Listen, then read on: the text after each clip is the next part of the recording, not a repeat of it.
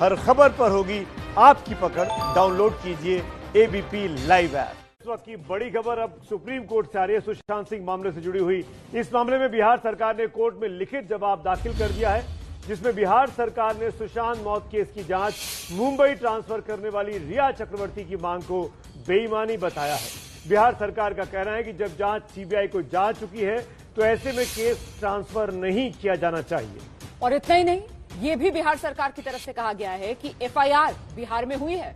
Mumbai police ने तो इतने दिन बाद तक एक एफआईआर तक दर्ज नहीं की है और अब जांच सीबीआई को जा चुकी है, इसीलिए केस को मुंबई ट्रांसफर करने की मांग पर विचार का कोई मतलब ही नहीं बनता है। हम सीधे आपको लिए चलते हैं, मेरे साथ मेरे सहयोगी निपुण सहगल इस वक्त मौजूद हैं और समझते हैं निपुण से बिहार सरकार का ये लिखित जवाब जो कोर्ट में दाखिल हो चुका है। निपुण सहगल, बाकी पक्ष भी तैयार हैं अपने लिखित जवाब के साथ?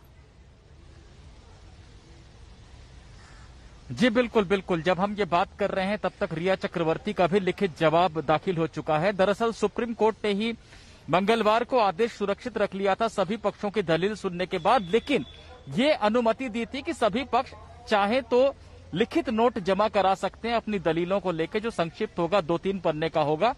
सबसे पहले बिहार सरकार ने लिखित नोट जमा कराया जिसमें ये कहा कि मुंबई में तो कोई एफआईआर दर्ज हुई ही नहीं थी, हमने एफआईआर दर्ज की और अब वो एफआईआर सीबीआई को जा चुकी, इसलिए जो रिया मांग कर रही है कि उसको मुंबई ट्रांसफर कर दिया जाए पटना में दर्ज एफआईआर का, वो बेमतलब है, बेमानी है, अब उसका कोई अर्थ नहीं रह गया है। निपुण एक सवाल और जानना चाहूंगा, निपुण एक चीज और जानना चाहेंगे। दरअसल ये तमाम तर्क वही आ रहे हैं जो उन्होंने अपनी परसों की हियरिंग में बोले हैं। अब सवाल ये उठता है कि क्या सुप्रीम कोर्ट का फैसला आ जाएगा सीबीआई जांच को लेकर या केस ट्रांसफर को लेकर, या अभी और इंतजार करना पड़ेगा? देखिए सुमित जी, जब लंबी सुनवाई चलती है किसी मामले की तो कोर्ट अक्सर वकीलों के मांगने पर यह अनुमति दे देता है, क्योंकि कई बार वकीलों को यह लगता है कि उनकी दलीलें थोड़ी सी रह गई। कई बार अदालत भी चाहती है कि संक्षेप में आप अपनी बातों को लिख के दे दें ताकि आदेश देने में हमें मदद मिले।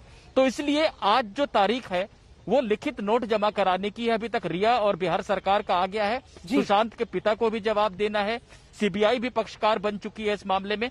सभी पक्षों का आज लिखित नोट आएगा इस मामले में। आदेश आज आने की इस वजह से कोई उम्मीद नहीं है, हो सकता है कि कल आदेश आए।